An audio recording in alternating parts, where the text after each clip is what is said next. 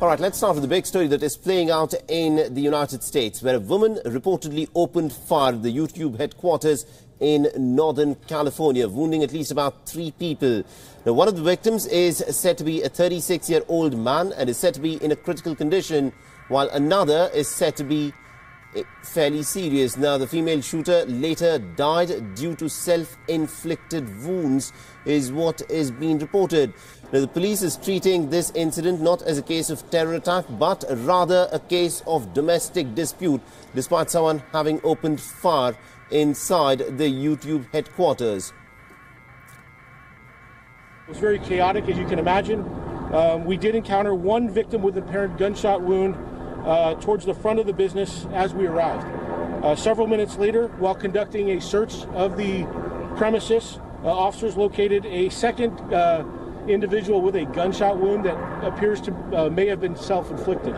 We are still working on confirming that. 2 additional victims were located several minutes later at an adjacent business. The extent of all of the injuries of our victims are unknown right now. They were all transported for emergency medical care, but they are all unknown. So if I missed that, we have 4 victims. Every person was shot who was here today. We have 3 victims, they all were shot. But when you say they had multiple injuries, does that mean each person had multiple injuries? Well, if you have 2 holes, that means you have multiple injuries, right? Each one of them? Yes. Now, the attack caused panic and chaos in the technology hub south of San Francisco. Visuals on your screen shows YouTube employees running with their hands raised above their heads. The US President Donald Trump has taken to Twitter and has expressed his condolences after he was briefed about the shooting.